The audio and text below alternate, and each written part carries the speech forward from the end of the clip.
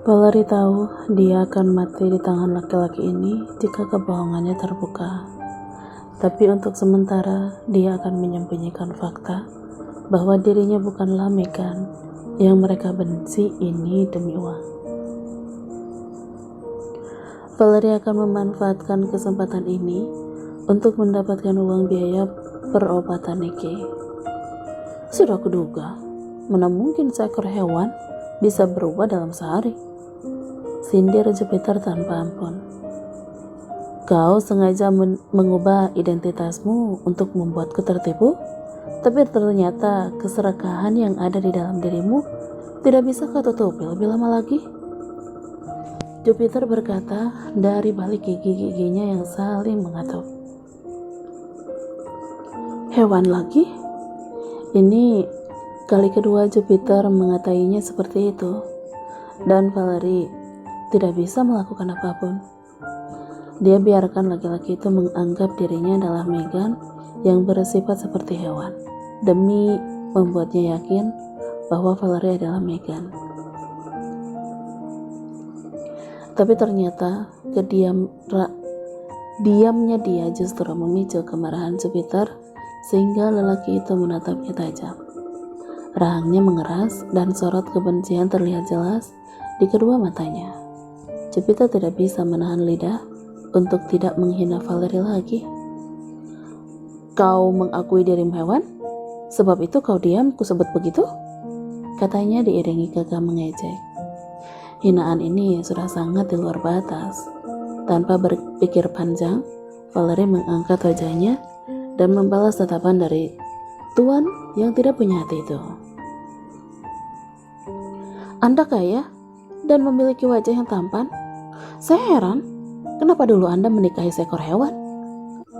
Bisa Jupiter rasakan amarahnya naik ke ubun-ubun dan tanpa sadar sudah melesat di depan gadis lancang yang menghinanya. Sebelah tangan mencengkeram dagu lancip milik Valerie hingga gadis itu meringis menahan sakit. Iya, karena kau terlalu pintar menyembunyikan sifat hewanmu itu, geram Jupiter semakin mempererat cengkeramannya di dagu Valerie.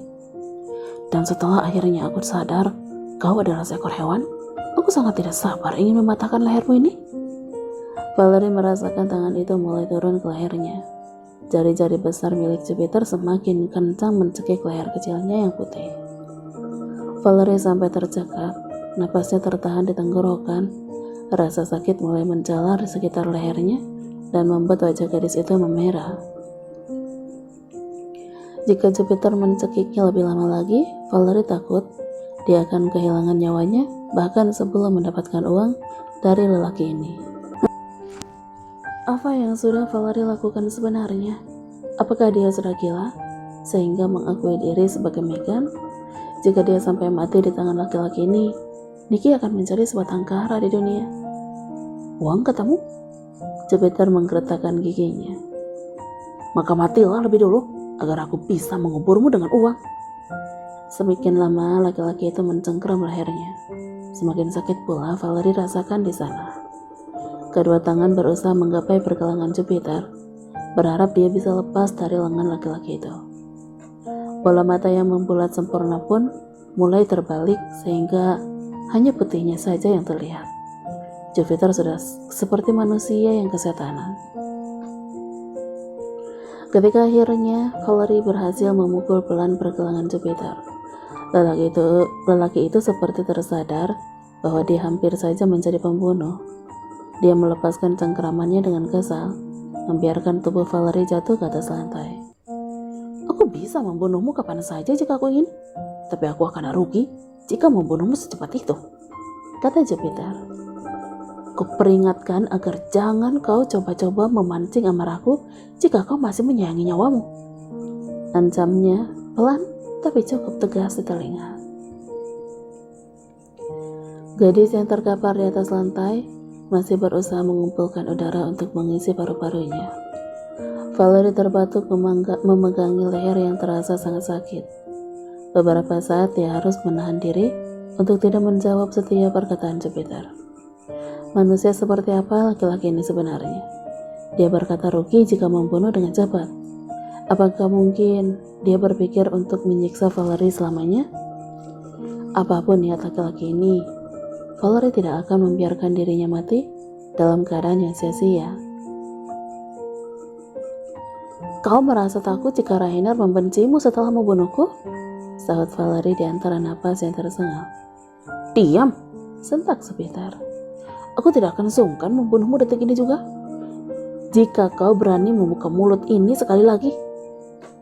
Dua telapak laki-laki itu saling meremas untuk menahan kemarahannya yang kembali memicu. Jupiter meninggalkan Valerie di ruang kerjanya sebelum dia benar-benar kehilangan kendali. Rainer, panggil Jupiter ketika memasuki kamar putranya. Anak berusia 8 tahun itu tengah memainkan aerobik di tangannya. Melirik sejenak, Rainer kembali fokus pada kubah berbagai warna itu. Beberapa saat dia pandangi wajah putranya yang terlihat sangat fokus. Kembali Jupiter teringat dengan perkataan Valerie yang mengatakan Rainer merindukan kasih sayang seorang ibu. Tidak dia pungkiri bahwa pernah di suatu malam Rainer berkata dia sangat ingin melihat wajah ibunya. Kenapa Rainer masih merindukan ibu yang meninggalkan mereka? Belum cukupkah semua perkataan orang rumah yang menyebutkan Rainer anak yang tidak diharapkan oleh Megan? Hati Jupiter kesal, marah setiap kali mengingat perbuatan mantan istrinya. Ayah ingin mengatakan sesuatu? Kata Rainer setelah sekian detik ayahnya hanya diam. Lelaki itu seperti dipaksa kembali kepada kenyataan dan menatap wajah putranya dengan sendu. Jupiter duduk di tepi ranjang sembari mencari kalimat yang tepat untuk bicara. Kau masih ingin melihat wajah ibumu? Tanya Jupiter mengumpulkan seluruh keberaniannya. Kembali Rainer menghentikan gerakan kub di tangannya dan menatap wajah Jupiter cukup serius. Apakah itu penting sekarang? Ayah pernah berkata, kita tidak membutuhkan ibu, sahutnya. Hati Jupiter terasa seperti dicabik oleh ribuan pisau. Dadanya diremah setiap kali mendengar jawaban dari putra sematawayangnya. Rainer mungkin terdengar tegar, tapi Jupiter bisa merasakan kesuraman di dalam nada putranya. Iya, kita tidak membutuhkan ibu. Perlahan, lelaki bertubuh tinggi itu beranjak dari sisi ranjang. Tidak tahan dia untuk terus mendoktrin pikiran putranya. Ketika Jupiter tengah memutar handle pintu, Rainer memanggilnya. Ayah, aku tidak mendengar apapun yang dibicarakan orang di mansion ini. Aku menutup telingaku untuk tuli. Mendengarnya, dada Jupiter kembali bergemuruh, merasakan kemarahan yang tidak bisa dikendalikan. Kalimat yang dikatakan oleh putranya seperti sinyal untuk memberitahu bahwa dia sudah tahu ibunya ada di dalam mansion. Haruskah Jupiter menerima tawaran dari perempuan itu? Perlukah dia memberikan mantan istrinya uang demi Rainer mendapatkan kasih sayang? Itu sangat tidak adil. Rainer tidak sepatutnya mendapatkan kasih sayang semu dari seorang ibu yang hanya menginginkan uang. Tapi dengan membiarkan putranya menjalani hari tanpa kasih sayang seorang ibu, Jupiter tahu akan sangat menyiksa untuk Rainer. Lelaki yang bersandar di pintu kamar putranya semakin tertekan, membayangkan Rainer mungkin akan menjadi laki-laki yang keras dan kejam, sama seperti dirinya yang tidak mendapatkan kasih sayang dari seorang ibu. Meski aku marah melihat perselingkuhanmu, akan aku tutup mataku dan melupakan perbuatanmu kali ini, Megan. Demi Rainer, aku akan berpura-pura bodoh dan buta. Dan kau pikir aku peduli tentang itu? Aku ingin bercerai. Dan aku katakan bahwa aku juga tidak peduli pada putramu yang bodoh itu. Pertengkaran terakhir yang Jupiter ingat adalah Megan berkata dia tidak peduli pada Rainer. Wanita itu bahkan menghina, mengatakan putranya seorang autis. Jupiter meremas jemari setiap kali mengingat Megan meninggalkan rumahnya dengan membawa hampir setengah dari kekayaan yang dia miliki. Wanita berhati iblis itu benar-benar menghilang bagai ditelan bumi. Dan ketika Jupiter sudah berhasil melewati semua kesulitannya, siapa sangka dia akan menemukan wanita itu lagi dan masih tetap sebagai wanita yang tamak akan uang. Prak, Jupiter memukul meja kerjanya untuk melepaskan amarah yang tertahan. Bawa Megan padaku. Pria yang berdiri di dekat pintu lantas mengangguk. Baik tuan, sahutnya, segera melakukan perintah dari Jupiter. Satu malaman penuh Jupiter tidak bisa menutup mata. Ucapan putranya terus saja berputar di kepalanya, membuat Jupiter sangat tertekan perasaannya. Dia sudah menimbang-nimbang untuk menerima tawaran mantan istrinya. Tapi jangan harap bahwa Jupiter akan luluh pada Megan yang tidak tahu malu. Lihatlah, wanita itu memasuki ruangan kerja Jupiter. Noda memar di leher gadis itu mengingatkan Jupiter akan kejadian tadi malam ketika dia berniat ingin membunuh wanita itu. Anda memanggilku? Tanya Valerie. Jupiter tidak suka berbahasa basi. Jadi dia langsung berbicara pada intinya. Tawaran seperti apa yang bisa kau berikan kepadaku? Aku ingin mendengar penjelasanmu. Gadis itu mengerutkan kening. Dia tidak mengerti tawaran apa yang tengah dibahas oleh laki-laki ini. Tapi tidak berapa lama segera dia teringat dengan pembicaraan mereka tadi malam. Lelaki ini mungkin ingin memberikannya uang. Ada harapan kecil di dada Valerie membayangkan adiknya akan bisa terus melakukan perobatan. Seperti yang aku katakan tadi malam, aku akan mencintai putramu selayaknya seorang ibu, dan kau harus memberikan aku uang yang setimpal untuk membayar kasih sayangku. Membalik kasih sayangmu? Jupiter mendengus. Baik, aku akan memberikan berapapun yang kau minta, tapi ku ingatkan bahwa nyawamu yang akan menjadi taruhan jika kau tidak bisa membuat Rainer menerimamu. Lanjutnya tidak main-main. Jupiter ingin melihat sejauh apa perempuan ini bisa membuktikan perkataannya, dan juga ingin memastikan apakah benar Rainer masih mengharapkan seorang ibu. Jupiter masih ragu jika mungkin hanya dirinya lah yang merasa bersalah pada anak itu. Sementara Rainer mungkin memang tidak menginginkan ibu seperti itu. Jika nanti sudah terbukti Rainer tidak menginginkannya, Jupiter tidak akan sungkan bahkan untuk membunuh Megan. Dia bersumpah untuk itu. Maka sebutkan, berapa yang harus aku keluarkan untuk membeli kasih sayang semua itu? Kata Jupiter lagi.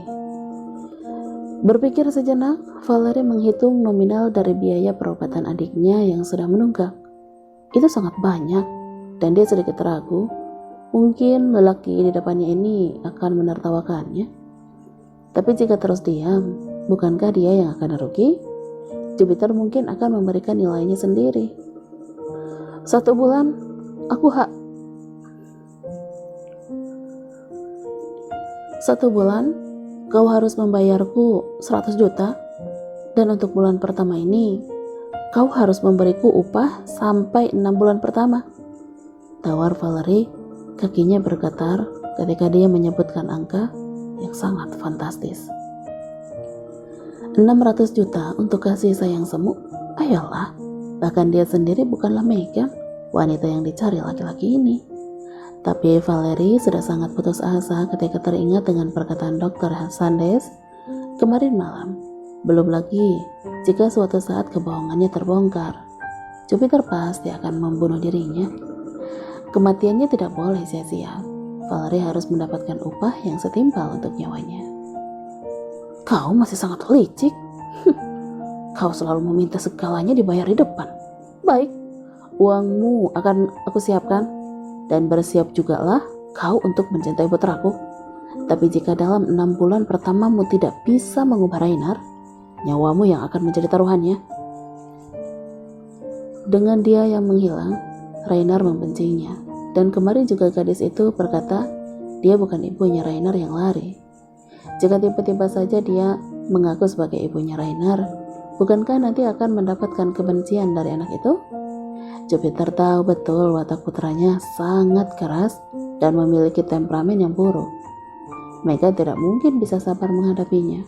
Dan selain itu, Jupiter sendiri sudah mempersiapkan sesuatu yang akan membuat gadis itu semakin kesulitan.